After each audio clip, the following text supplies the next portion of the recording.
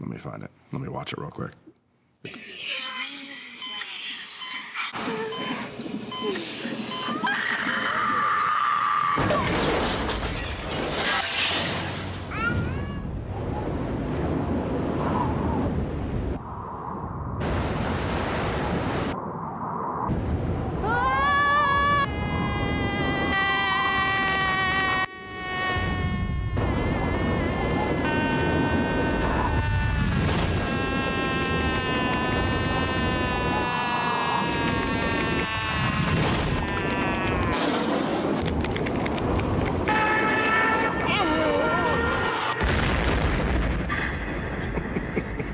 It's really good. I love it. The ad was polarizing, and it did end up getting banned. Stations would not run the ad because it was, so shocking for people. There was tension for the company to be doing this gaming thing because it was really different than really the image that the company was trying to cultivate. Some of the stuff like that, commercial, I don't think senior leadership saw until it was done. We don't talk about Microsoft Xbox. We just talk about Xbox. Because Microsoft was good on the funding side, but bad on the branding side. And if they wanted to go market it like they market Windows and they market Office, it was a deal breaker. It was not going to be successful. The games industry did not speak the same language as Microsoft. But if we were going to do this really hard thing and not lose billions and billions of dollars forever, we had to get it right. People had to have the belief that they were working with the Xbox team. And if that meant there was something slightly unconventional that had to be done, the Microsoft bureaucracy wasn't going to get in the way. There's a new contender in the video game wars. Xbox is going to be the future. Truly the future of video games. Xbox. Taking over the living room. Limitless, connected digital entertainment. You guys never understood. The company is going to face fierce competition. Sniper! It's a ticking time bomb. Makes me very nervous to actually play this for you. Xbox getting a major overhaul. A bold vision for the future of gaming.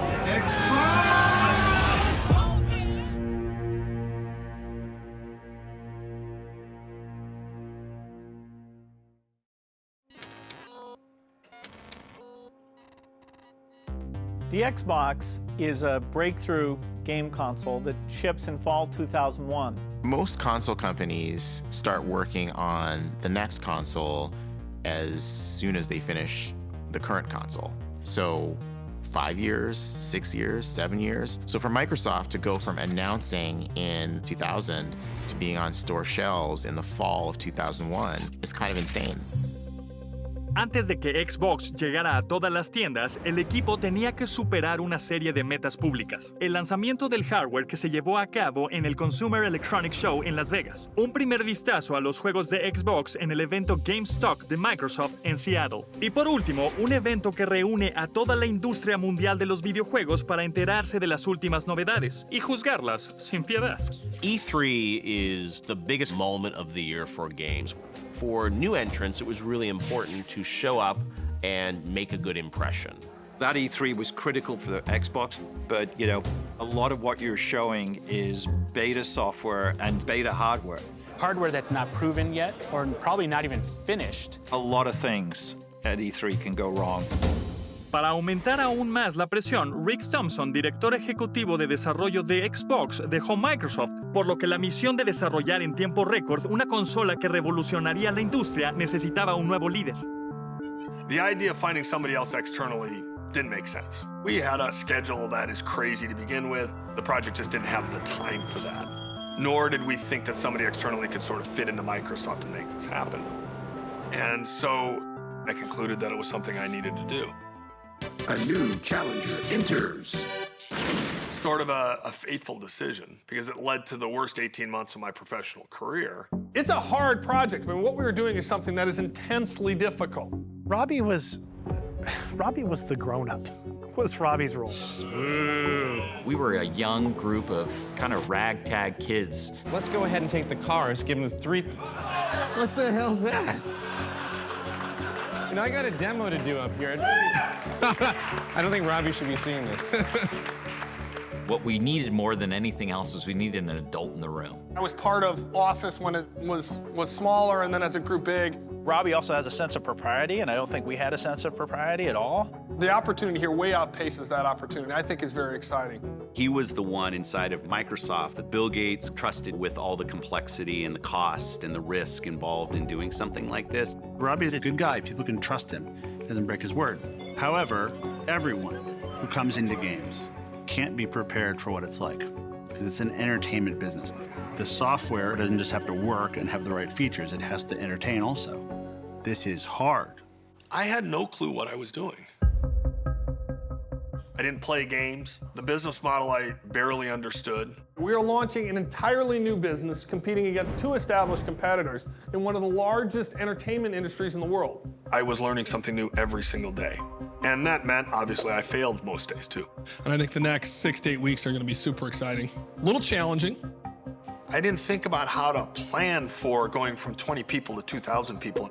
We went from 4 people to a dozen people to hundreds to, honestly, thousands involved in some way with the creation of Xbox. It was crazy. I mean, it was no time at all before I didn't know everybody in the organization anymore. When I think about it today, it just makes my head kind of spin sideways. Every week, I would hear about somebody I knew in the game industry that was moving up to Redmond to work for the Xbox.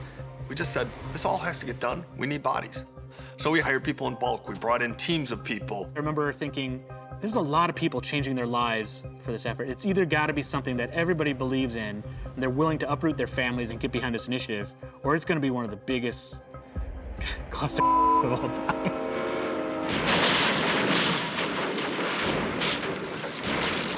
It became clear that we needed our own place because we were just going to bust at the seams. So Microsoft has this beautiful campus and all these beautiful buildings and everyone works together. We were not part of that. We went to this campus called Millennium, which was still in Redmond, but pretty far away from Microsoft.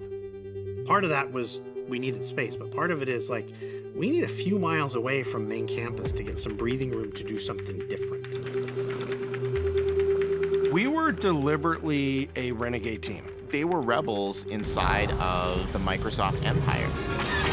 We were kids in our early 20s who loved video games and could not believe that Microsoft had given us jobs to go create them, and we were all kind of growing up together. The thing about games is it's Hollywood for nerds. You have your star directors, you have your Ferrari driving rendering engineers. Congratulations. And after a full day of working on making games, we would get together and play games. And there was a little bit of a weird culture of not leaving, which I think was maybe not the healthiest. Maybe like a college dorm room kind of vibe. Your social circle was Xbox, your family was kind of Xbox. But we all had a common purpose, a passion around games. Being able to do something very different and revolutionary was where you were getting our energy from.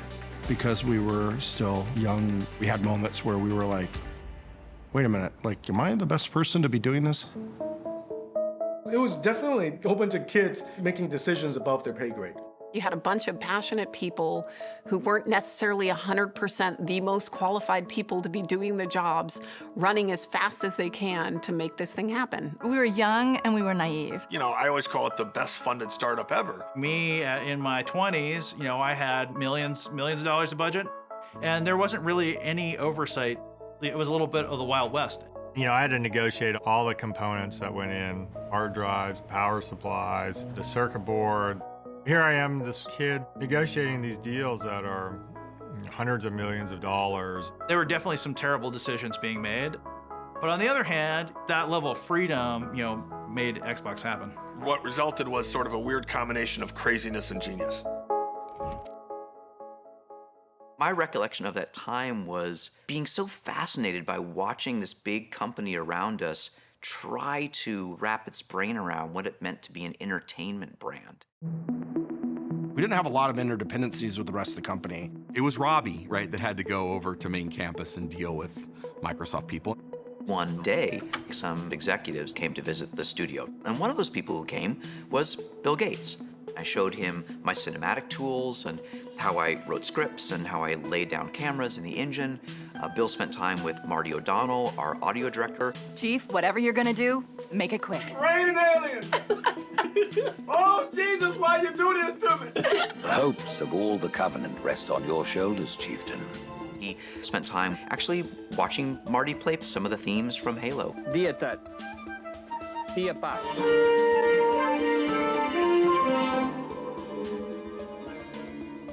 He went to go see our art department where one of our 3D artists was sculpting a character in clay, making a maquette.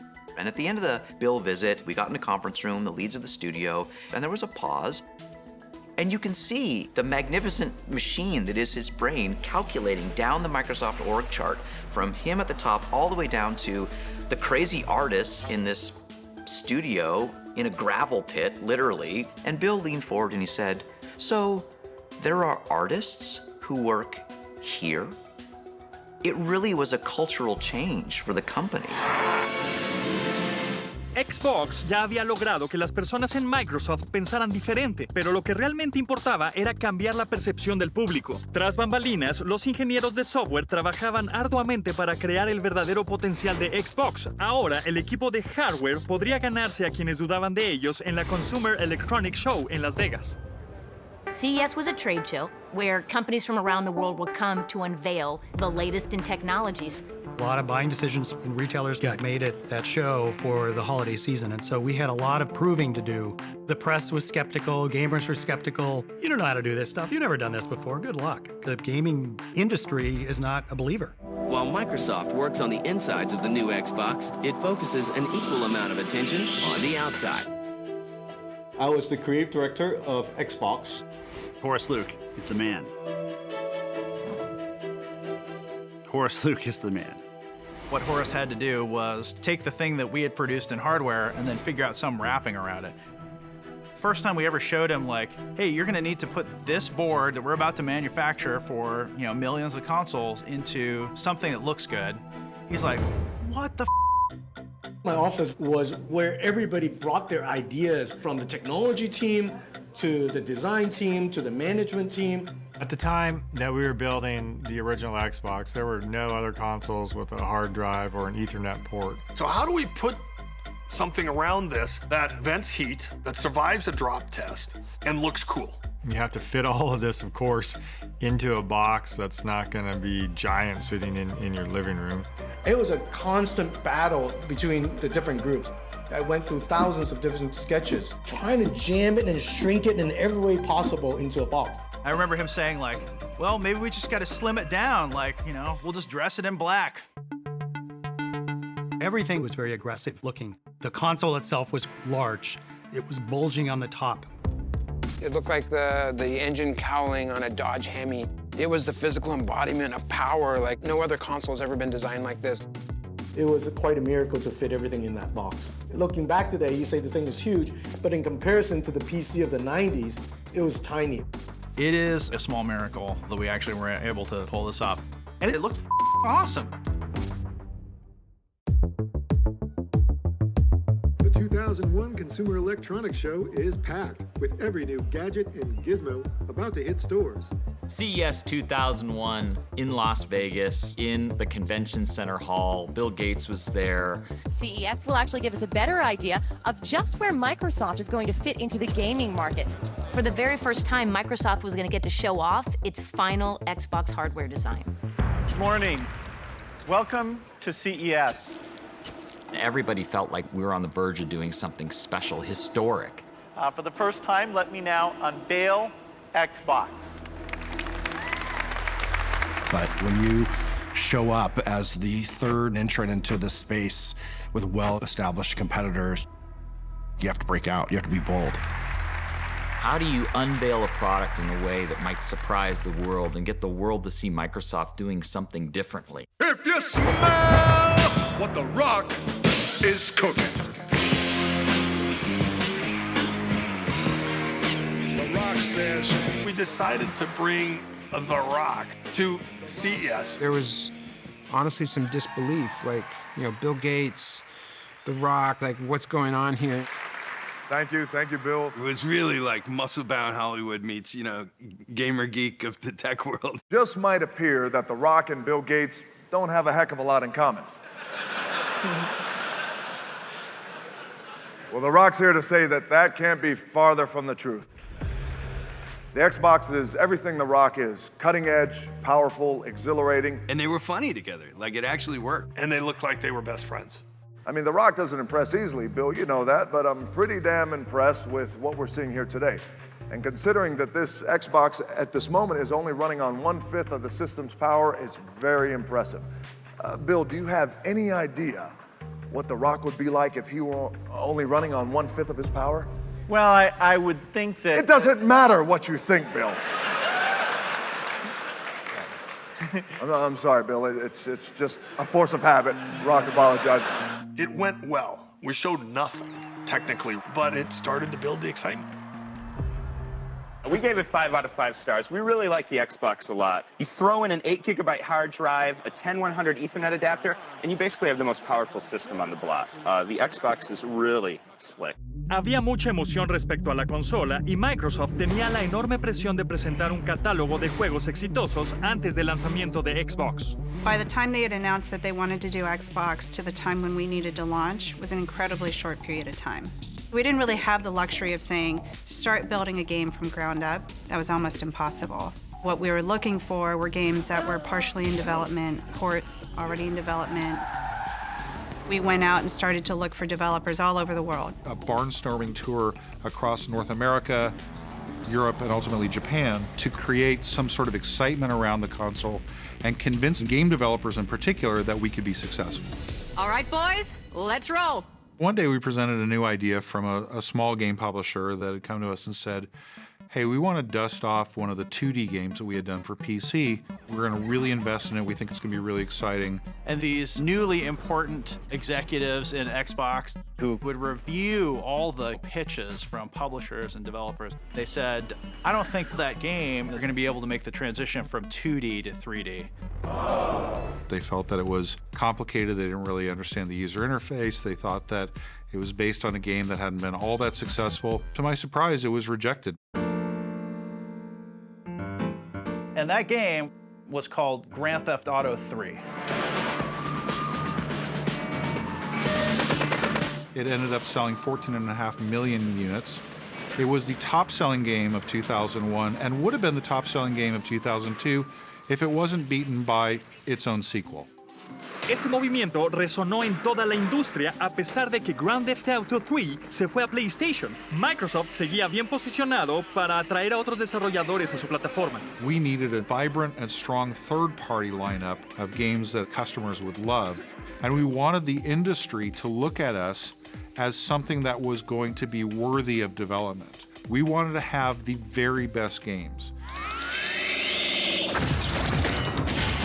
El 13 de marzo de 2001, Microsoft hizo público su compromiso con los desarrolladores de juegos durante su evento GameStop en Seattle. Thanks and welcome to GameStop 2001. What you're seeing is a sneak peek at what's to come on Xbox. We're going to start off with a game whose vision was really just too big to fit in the PS2, so we brought it over to the Xbox.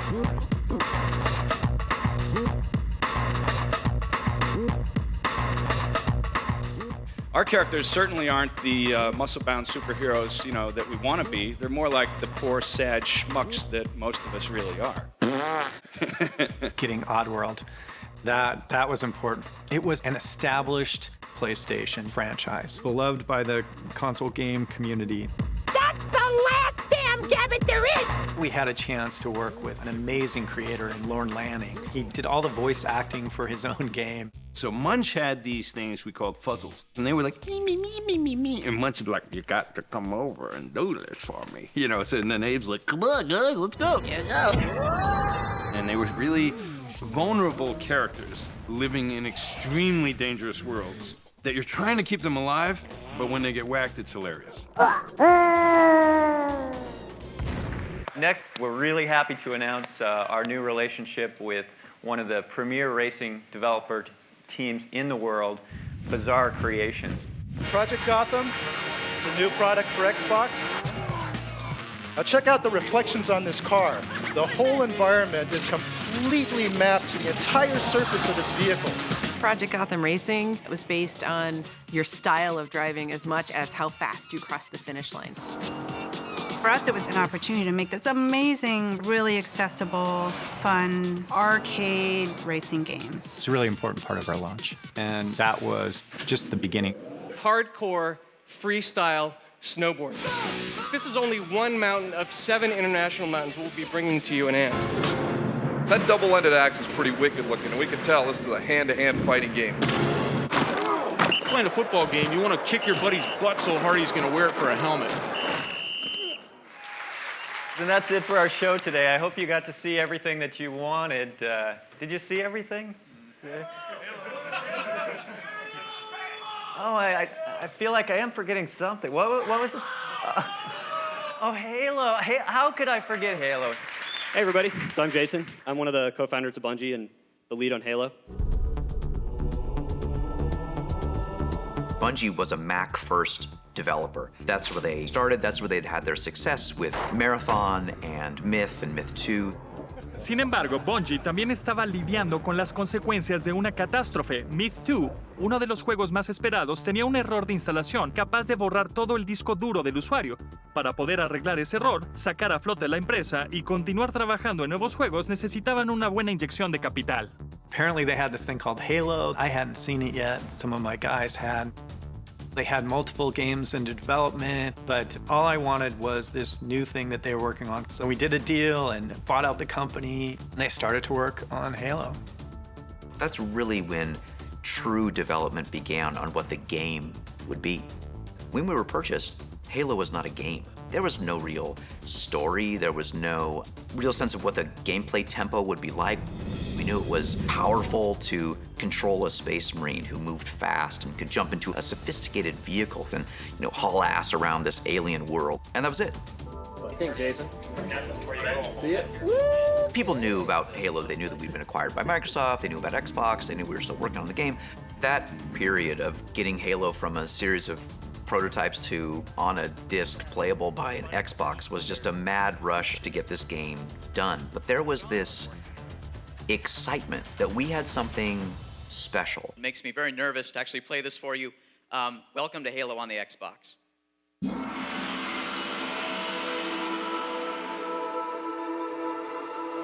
We started off that demo showing you flying to the land in a Covenant ship, running around the environment, getting in a vehicle, doing all those, building block Halo things.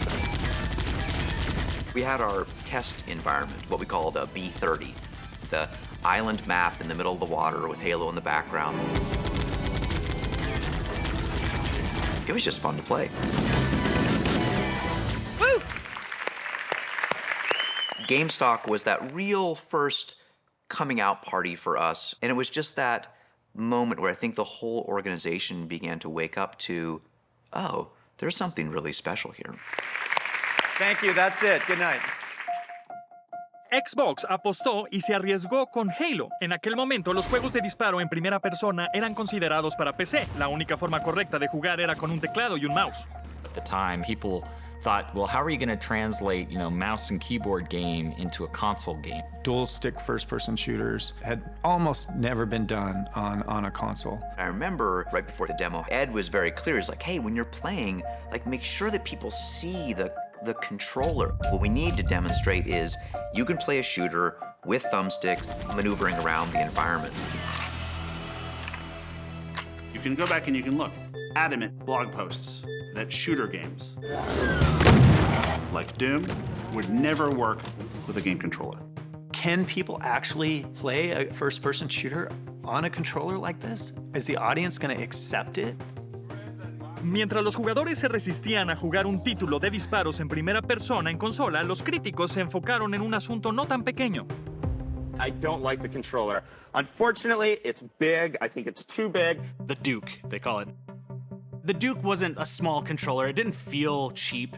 I felt like you could kill somebody with it. You had to have gorilla hands to work with this thing. It was the industry's biggest game controller.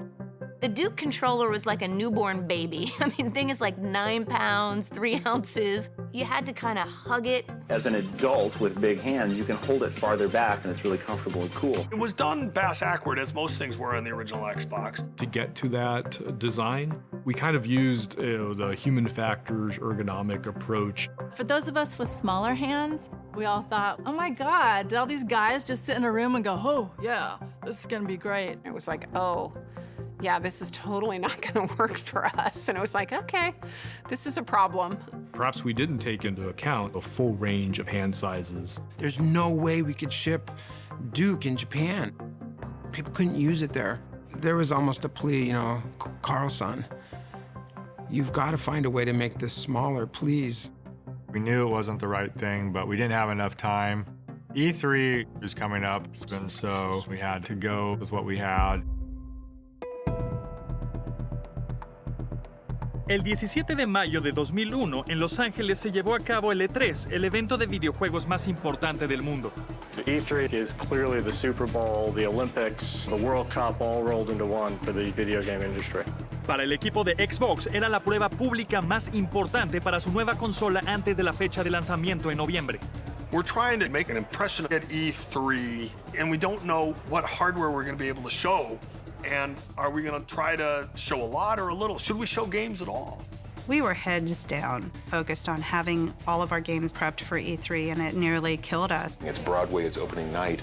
You're going to read the reviews the next morning, and you're either hot or you're a flop. I was pretty eager to get to E3 and get hands-on with the Xbox.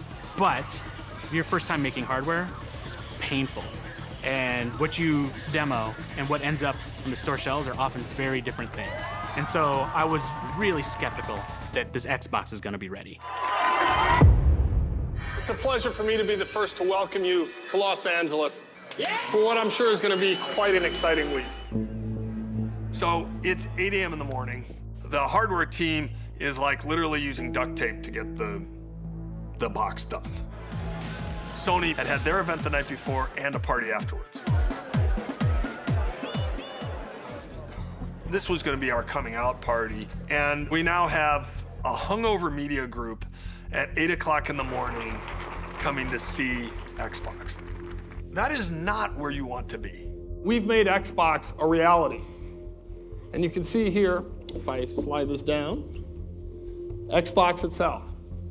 Now live and ready to go. I walk out on stage and I do my first line. And in fact, if I press this little button here on the front, and then I, hit the magic button that's supposed to start the Xbox. You'll see Xbox will actually start up. We can bring that video up. We can bring that video up. And nothing happens. Nothing happened. Well, if we could bring the video up, Xbox would be live and starting and running. I didn't know what to do, so I just went on. So it's with great confidence that on November the 8th, in the North American market, you'll be able to go into retail stores. In less than a year's time, you're going to release this thing into the wild, and people are going to be able to play it, and you're going to love it.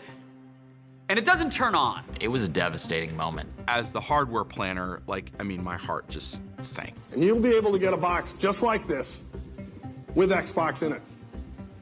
It was a disaster. A legendary sort of press conference snafu. We had to convince the press very quickly that we had a box that worked, and we needed to get their hands on these games as quickly as we possibly could so we could wash away that moment that we had on stage. We're very excited about that. But the disasters kept rolling. The Xbox wasn't done yet. The graphics hardware that they were running on was running about half the speed of what we expected the final product to be at. Basically, I'm making excuses for it was slow. Microsoft had never had a meaningful presence at E3 before. The booth was packed. We decide to show Halo because we feel like we have to show what's going to be our key title. In terms of the games we were working on, Halo had the biggest role. And so it was the E3 demo on the floor. So many people were coming in with huge curiosity about what it was capable of, and I was completely disappointed. I'm like, the frame rate's terrible, the split screen stuff, it's kind of cool, but it just doesn't feel like it's powerful enough. On the show floor, the unfinished game seemed to fall short of its original promise of revolutionary gameplay. So now you have a bad launch event, and the key title that's going to carry the day looks bad, and people start to think we're crazy. Shortly thereafter, E3, Peter Moore, he's at Sega, and he says, hey, I want to give you our feedback from E3. That E3 was critical for Sega to stay alive. En febrero de 2001, Sega tomó la decisión de descontinuar la consola Dreamcast y solo enfocarse en software. Parte de esa transición tenía que ver con la gran apuesta por enfocarse en desarrollar juegos para Xbox, por lo que si a Microsoft le iba mal en E3, representaría un gran riesgo para Sega. As we were moving from being a first party to a classic third-party publisher, we absolutely needed somebody like a Microsoft to get us through this difficult period. And so Peter comes up to me. He looks at me and says, well, here's our feedback. Retailers aren't going to stock you, developers aren't going to develop for you, and consumers think the product's not very good and it's too expensive. I took it very personally. I'm the leader of the team, it's my responsibility, it's my obligation, and I felt like I failed. This is my resignation letter to my boss, Rick Paluzzo. I wrote this on Friday, May 25th, 2001 at 2:02 a.m. It starts off, my status on Xbox, importance high. This is not going to be an easy email to write, and frankly, I've postponed doing it several times. The short summary is that my direct involvement in Xbox needs to end, and sooner than either of us would like. I think this is both in my best interest and the best interest of Microsoft. Sin embargo, Bill Gates y Steve Ballmer, CEO de Microsoft, no aceptaron la renuncia de Robbie. They just encouraged me to get it done and said, you've done a great job, keep at it, we're with you. I mean, there wasn't much more they could say, right? There's no advice they could give me. They were too far away to say, hey, go do this. The only person who could figure that out was me. I never told anybody on the team. Rick and Steve and Bill. They're the only people that ever knew. That gives you the sense how personally challenging it was for a person who hates losing. Electronic Arts, it's one of the biggest game makers in the world, and its CEO, Larry Probst, was quoted in the Financial Times as saying this, that Microsoft has a lot to do over the next few months. They are on a death march now. I don't think anybody had an easy ride to launch. All we're thinking about is getting the device done so that we can make launch date. If you didn't have console units on retail shelves for a holiday, you missed a year. That holiday was vital. There were a lot of late nights. We were trying to engineer and design something that we'd never done before. We're building the technology, we're building the hardware inside. The Xbox circuit board is about yay big. It had probably in the order of 800 parts. Parts of the Xbox were coming from all over the world. Like Hungary and Mexico. You know, there were people who went and lived in China in a hotel room for weeks on end. We would be flying back and forth with hard drives to get stuff back to test. Microsoft had never shipped a console before. It turns out there's a lot of regulation everywhere in the world. You had to be certified by the right agency and approved. Their approval took longer than we expected. Parts wound up getting delayed from suppliers. It was every day, come into the office, see a fire, try to put the fire out. We were tracking the hardware, tracking the components, tracking our launch dates at such an accelerated pace. It was chaotic. Chaos. Total chaos. People themselves were doing Herculean things. We would sleep at the office. This was all happening in real time. It had just never been done before. Xbox was the toughest job I will ever have, or have ever had. I will never do it again. Every day was a challenge, both sort of technically and professionally, but also personally. You know, you were lucky if you had a personal relationship that survived launch. Mine did not. It's kind of like you're on this horse that's bucking and you're thinking, okay, is this ever gonna stop or will this be the end of me? 8 to 12 weeks before launch. We're coming in way hotter than anyone expected to. We doubted whether the hardware was going to be done in time. We're not sure any of the games are going to be done in time. The ship is still on fire, the plane hasn't landed, all the metaphors for crashes you can think of. But in the end, that team believed. There's no second try at the Xbox, so this was a Hail Mary culture. And if we were to succeed, it was going to be absolutely epic. It's a touchdown. El 15 de noviembre de 2001 salió a la venta la consola Xbox en Times Square. Mr. Bill Gates! We painted Times Square green. Everywhere you looked, you saw the Xbox green logo. Xbox was up on all these big billboards. One of those moments in your life you're never going to forget. Here we are, a huge line of gamers down the street waiting to buy this Xbox. 20 years old, first time going to the city alone. I get on a bus and I show up in Times Square. I go straight to the new Toys R Us and I'm looking for the line. I'm prepared to stay there all day. We worked with the city to open up the WWF restaurant across the street from Toys R Us Times Square, and that's where all the gamers came first. They have Xbox consoles set up everywhere. They pretty much just allowed all the gamers to hang out and play and test out all these games. Bill wanted to be on site. He wanted to help hand over the first console. Bill Gates is down at a gaming system, shook my hand and said, "You ready to play?"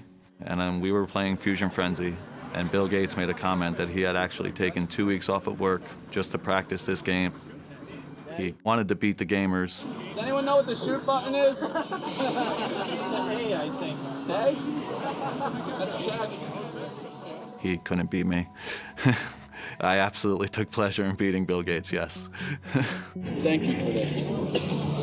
Been waiting a long time. Everybody got a tag on their wrist, and when your color was called, we brought you across the street to Toys R Us, and Bill was there to hand out the very first Xbox. Tonight's kind of a celebration. It's after a lot of hard work. So they count down. Bill Gates has it rung in on the register. Price is up there, $299.99. 5, 4, 3, 2. One hits and he hands me the box and says, "Don't worry, I'm buying it for you." And I turn around with even more excitement and raise my prized possession over my head. Edward Glucksman became the first gamer in the world to ever own an Xbox. It was a magical night. I'm a 20-year-old kid looking for a console. That's all I wanted to do.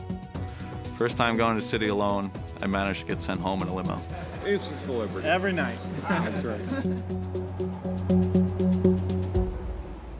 They actually did it. You know, Microsoft actually built and delivered this thing. The feeling was like, crying level of exhaustion and intense pride for the thing that we had made.